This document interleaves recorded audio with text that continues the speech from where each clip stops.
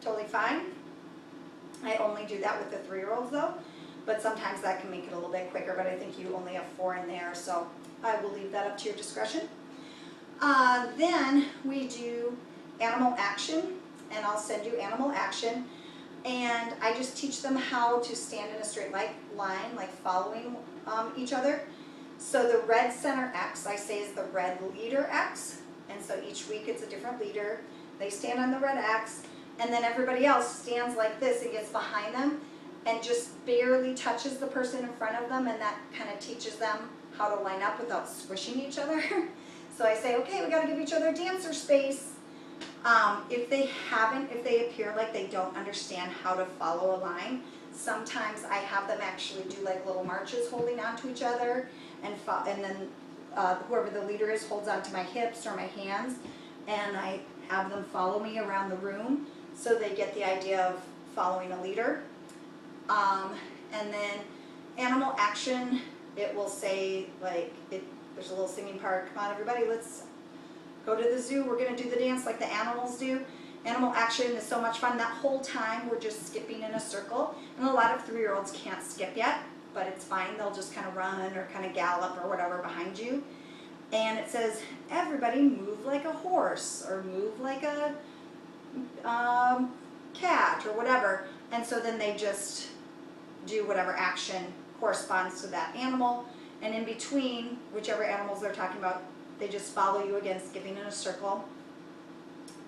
Then, after animal action's done, I turn the music off, and then I put on some ballet music, and I say, okay, now move to the ballet bar like a ballerina.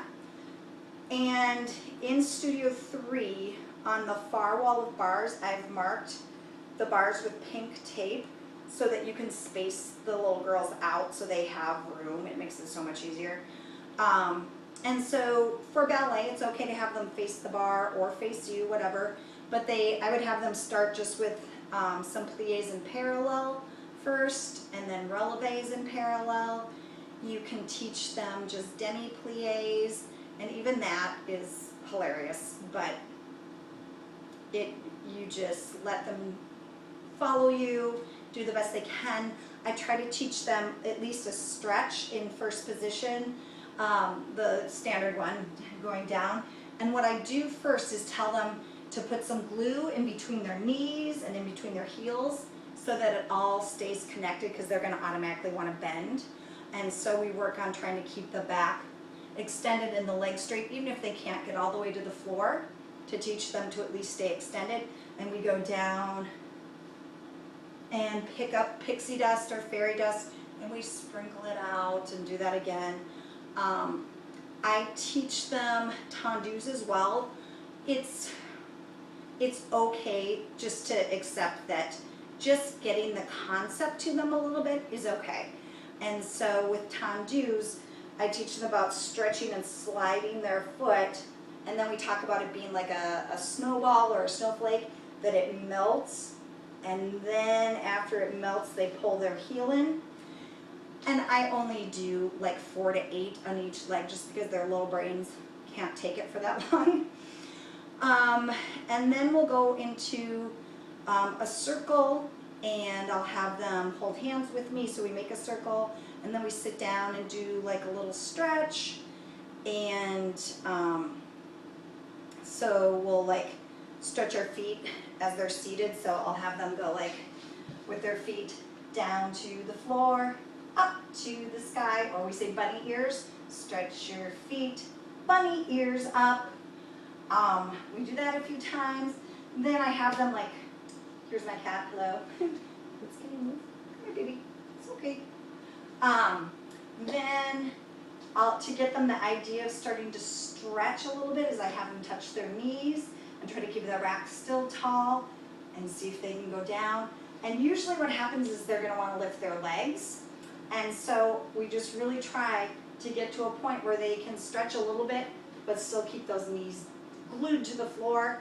And some of them can go down far, and some of them will be like this, but we just try to really just go down as far as we can with keeping the knees straight.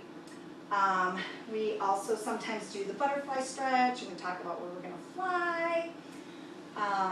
And then I have them stretch their feet and talk about how it's shaped like bananas then.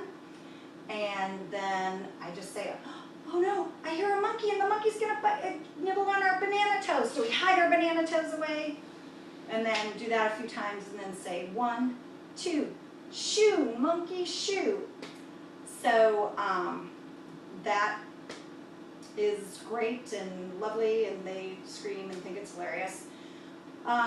Then we get up and you can have them then follow you around again, and you can walk around in like 3/4 point, and then we'll stop occasionally and I'll get them into first position and we open the window, and then I'll talk about something topical like Halloween's coming up. Oh no, a witch is coming through our window. We close the window. And plie, uh-oh, a ghost, close the window. And they love that. And then I've taught my kids just first and second position so far. And it's, it's kind of introducing them to the posture and the structure, and help. You can actually, physically help them a little bit, but don't feel like they have to grasp it. They're gonna be bent and they're gonna have funky arms, and we just kind of try to introduce them to the idea of doing it correctly rather than spending a lot of time on getting it correct, because their little brains just can't handle it yet. Then you can do, if you have a little something you want to do, like to Hard Knock Life from Annie, or I'll do, if we have time, and usually we don't, but a little jazz or something where they get to do twisty walks and claps and stuff like that. That's great.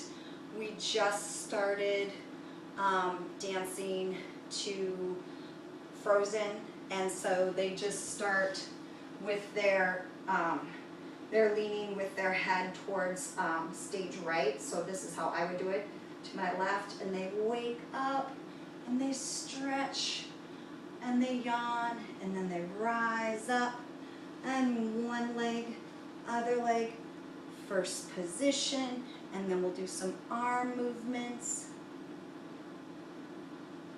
And then we look for Elsa, and we look for Olaf, we look for Anna, and then I'll usually ask them, who else would we look for? And they say Kristoff or whoever. And then just for fun, you can teach them bourrée turns. I don't even have them totally in a susu because they haven't learned fifth position yet, but that is just the thing that makes them feel like ballerinas, is doing bourrée turn. But the idea of tiny steps and being up on their toes is something they can really grasp. And then usually I get out the mat and we do somersaults. So we do front rolls.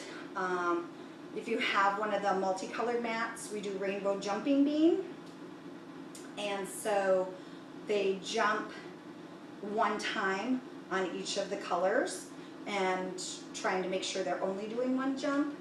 Then you can also do, I call them magic wand rolls, where they lay down on their back, and I put my hand kind of by their ankles and have them squeeze my hand with their little legs so that they get the idea of being straight. And the legs will probably come apart, but at least they start to get the concept of keeping those legs straight, and they roll like a log roll across the mat. You can teach them sugar bowls, which is where you're down on your stomach and trying to touch your toes to your head. Again, that can be this week, next week, in a couple weeks, whatever. And then we end with freeze dance. I don't know if Abby did freeze dance with them, so you can explain the concept of the lights are going to be out, but it won't be totally dark because the window, will still be open. And just turn the music on, stand by the lights. They get to dance however they want while the lights are off, and then you flip the lights on and say freeze. And they have to freeze in whatever position they're in right then. Turn the lights off, do it a few times. And then at the end of class, I really like to get the idea of them thanking you for class. And Missy has done this thing that I just think is so cute. She'll have them stand in first position, and they blow a kiss, and then give themselves a hug and say, I'm a wonderful dancer, or I'm a great dancer, or whatever. And then I say, yes, you are. And then I have them do a little curtsy and say, thank you for a lovely class. And they repeat that back. Or you say, thank you for a wonderful class, and they are supposed to say that to you. So any of those things, fabulous. Then we line up at the door, and I like to have them all lined up before I open the door to excuse them. Just so then you can make sure they have all their shoes, their bags, whatever. And then I will count sometimes and say 1, 2, bibbidi bobbidi boo, I say goodbye to you, or whatever little goodbye thing you want to do.